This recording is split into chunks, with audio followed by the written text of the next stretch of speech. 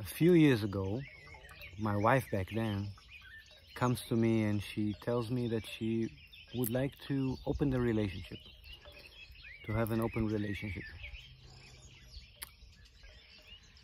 My answer back then was, if you want to open a relationship,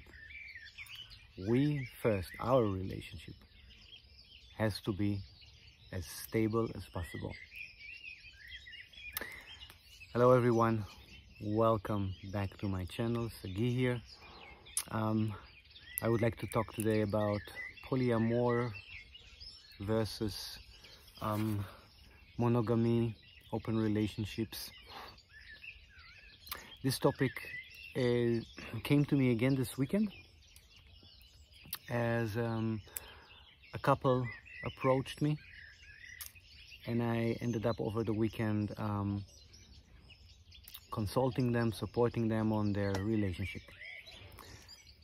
And the topic of open relationship came up again inside of me, and I wanted to address the meaningful parts of it, or what one should be aware when one is opening himself up to polyamory. First of all, what we call by polyamory means loving many people.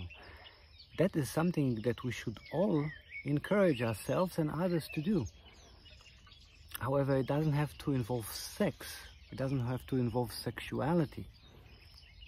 Intimacy doesn't have to involve sexuality. I can be intimate with a person, very open, very sharing, very receiving and perceiving, but it doesn't have to, we don't have to exchange body fluids. So this is something to pay attention to. What is it that I really am after? I truly believe that when a person is united in himself, in herself, masculine and feminine, and a person continues to expand his or her own life, always checking those spots inside that are shaky, that are unstable, that are hurtful, then one should be content with just one counterpart, if at all. So one that is expanding his consciousness and going on a journey of expansion, what the Eastern calls a yogi. The yogi finds along the path that actually one needs less and less contact from other people, because one is becoming so sensitive,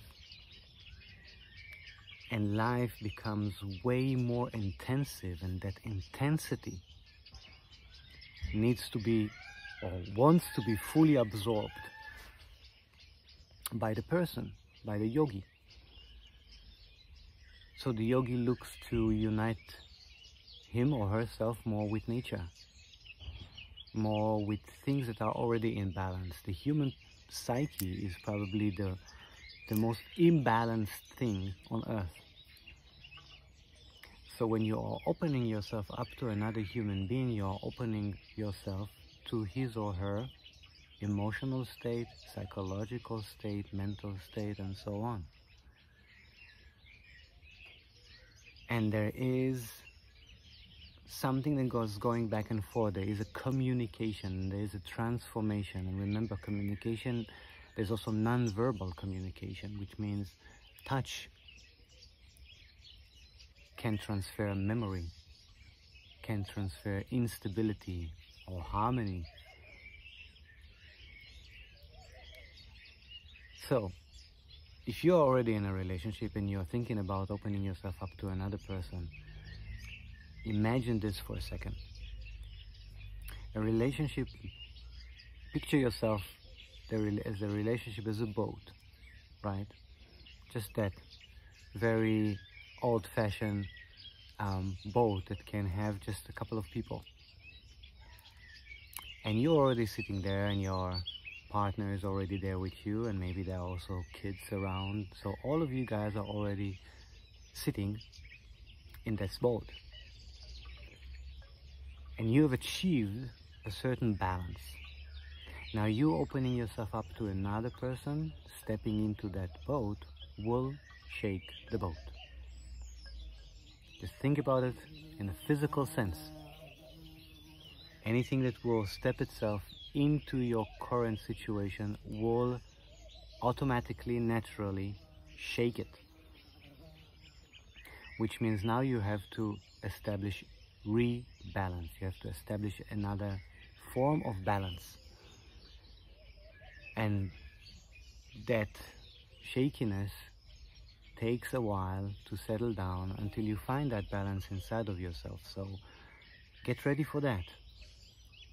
Have open communication with your partner on how you feel, on how the other side feels, on that shakiness, on that uneven ground. And make sure that the boat is stable and the relationship with your own partner is stable before you allow anyone else to step onto that boat. For usually we are opening ourselves up to the possibility of another person outside the relationship or to enter a current relationship only when we already feel certain instability inside of us. When there's a need, when there's an unfulfilled part. For when a person is satisfied and is unified, he or she can have everything that they need from the partner, from the family, from their surroundings. Now this is being said with no judgment. We all go through our evolutionary process.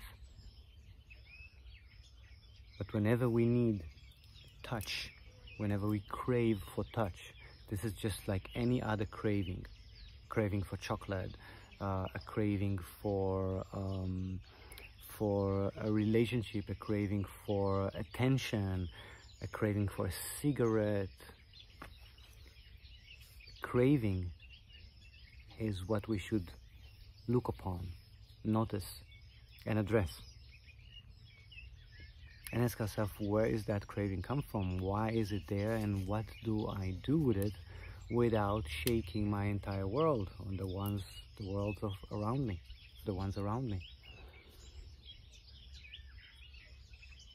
For when you need to allow yourself, of course, to absorb whatever it is that you need in order for you to continue your evolutionary path, to become whole, to feel satisfied, to feel at ease, to feel at home, to be healthy.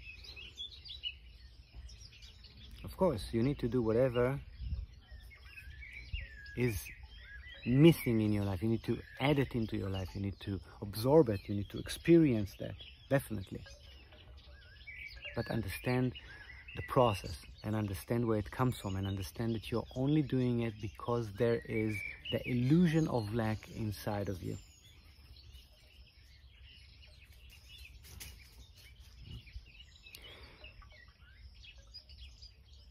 And when you are aware of that and when you are ready to look into yourself, then whatever it is that you will gain from the outside, you will integrate it into your system.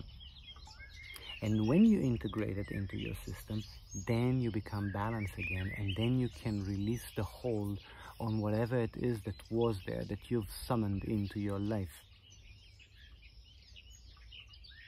in order for you not to be needing to repeat the cycle. That's the whole idea.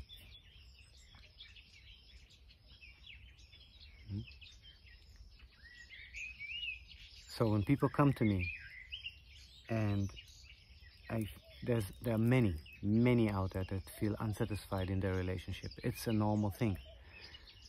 People, they look back and they inadvertently compare themselves to their parents, or the parents compare themselves to the younger generation, right? There's no need to compare.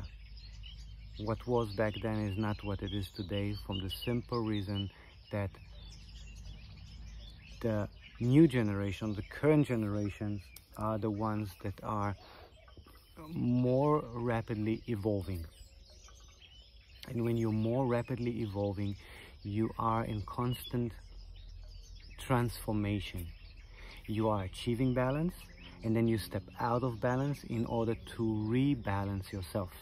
This is the transformational process, and it's never ending. It's an ongoing thing, especially here on Earth in this reality. So it's only natural that you will feel you need to be with somebody else. You would like to experience something from somebody else. Information is flowing to us from all directions today, and it's overflowing, which means we see new things that our parents did not see when they were younger. It was not possible for them to see it. There was no internet, there was no intercommunication like there is today. So you are more exposed to things that have been far out there in the past, and today they are very near, they are very vivid in your life. And they lure you in, much like the flower will lure you in, or the bee in, or an insect in. This is what we call sexual energy, and it's imperative for the cycles here on Earth. But understanding that it's just a cycle, and understanding that if you get into the cycle, then you will be tumbling deeper and deeper into that cycle until you will summon up your own energy and power to step out and what we call break the cycle. We're not really breaking the cycle, we're just stepping away or stepping out of the cycle. And it can only be achieved once you've been fulfilled. So know how the process works, so you won't get lost in it, that you won't get hurt in it, especially that you don't hurt other people. Well, actually, you can only hurt other people when you are either hurting yourself or you're diverting hurt. So if you ask me, I choose monogamy. Always have been. There's opening yourself up. It's important and imperative for life.